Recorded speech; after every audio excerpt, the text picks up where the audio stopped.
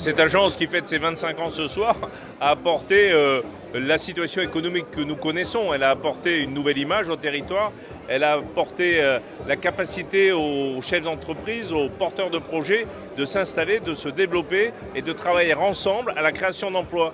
C'est plusieurs milliers d'emplois créés grâce ou avec le soutien de l'agence ces 25 dernières années qui ont été identifiés, avec 350 entreprises qui ont été identifiées comme étant créées grâce à l'agence de développement.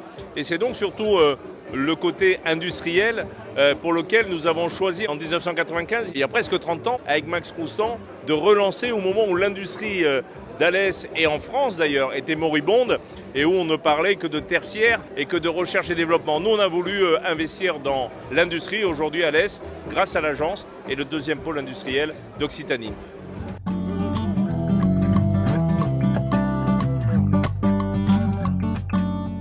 Bien sûr, l'agence de développement Alès Mériapolis qui a succédé en 1999 à l'ADIRA, dont l'objectif était uniquement la réindustrialisation, s'est diversifiée au fur et à mesure de l'évolution de l'économie. Aujourd'hui, nous travaillons sur la biodiversité, nous travaillons sur le réemploi des eaux, sur l'impact négatif, mais nous travaillons aussi sur le tourisme durable. Nous travaillons aussi sur l'ensemble de tout ce qui est formation professionnelle parce que la formation, c'est l'avenir. Et je le dis souvent aux jeunes, plus on se forme, plus on a de la chance dans l'avenir de pouvoir travailler et de préférence, bien sûr, sur le territoire de l'Alès Agglomération qui recherche, je le dis, énormément de gens formés et diplômés pour occuper tous ces postes que l'industrie propose aujourd'hui.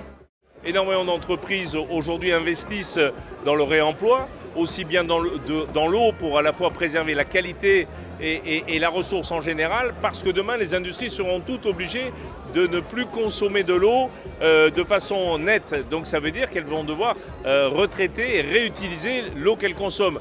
Tout ça pour protéger la ressource. Donc que ce soit à travers les procédés innovants qui ont été d'ailleurs primés dans le cadre du dernier concours Audace, comme pour Rousselet Environnement, ou que ce soit avec Grapsud qui est aujourd'hui l'un des leaders mondiaux dans le cadre de la réutilisation des déchets de la vigne. Aujourd'hui, toutes ces entreprises ont bien compris que travailler sur l'impact, c'était travailler aussi sur le durable et protéger son environnement, tout comme par exemple dans l'informatique Green for Cloud, qui travaille aujourd'hui au stockage de données en local avec de la création d'énergie, donc à énergie positive, alors que nous savons qu'aujourd'hui, le stockage de toutes nos données informatiques ou sur nos téléphones portables sont aujourd'hui le premier consommateur d'énergie et donc de gaz à effet de serre au monde. Sur les 25 prochaines années, d'ici 2050, nous avons encore beaucoup de projets.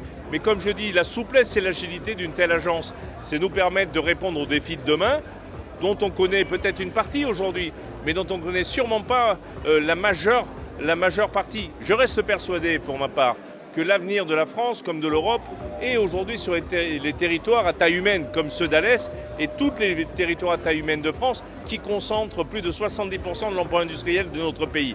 Et donc cet avenir, nous allons le bâtir ici et nous allons le rendre possible, entre autres, grâce à l'agence de développement, grâce à l'ensemble des acteurs qui se mobilisent ensemble justement pour préparer l'avenir d'un territoire et à travers ça l'avenir d'une région et collectivement l'avenir d'un pays.